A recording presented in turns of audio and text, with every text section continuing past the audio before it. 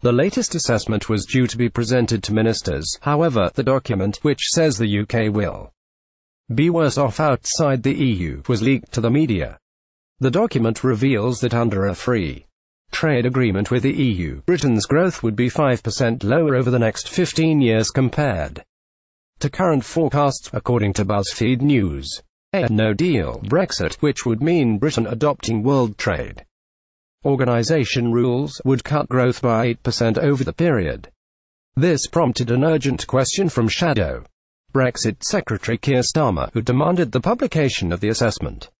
Sky News Brexit News Nigel Evans presents miserable Brexit report to umunna. This was published 1 month before Britain decided to leave the EU, and it's either grim or very grim. Nigel Evans, Keir's Labour colleague umunna, led calls for the analysis to be released as one of 47 MPs who have signed a letter to David Davis demanding the findings be published. Mr. Evans, Tory MP for Ribble Valley, appearing alongside Mr. Umunna on Sky News, instead urged calm while questioning the methodology of the report. Mr. Evans said, "It's not going to keep me awake at night because I read the analysis of what the Treasury said would happen immediately should we vote to leave the European Union. It is awful reading." This was published 1 month before the British people decided to leave the European Union, and it's either grim or very grim, whichever scenario you want to take. Unemployment is going to rise, we are going into an immediate recession, and growth is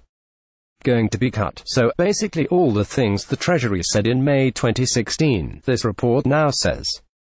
Today, I didn't believe what they were saying then, and I don't believe what they are saying now. It's the same methodology that they are using, and quite frankly they've got a lot of questions to answer as to why they got it so miserably wrong in May 2016, and they're still doing the project.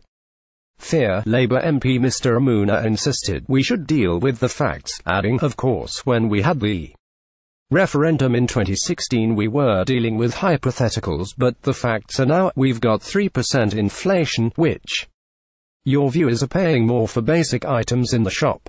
Friday, December 8, 2017. Here is the 15-page Brexit deal in full. They've also faced a situation where they are not going to see their incomes getting to 2007 levels until 2025.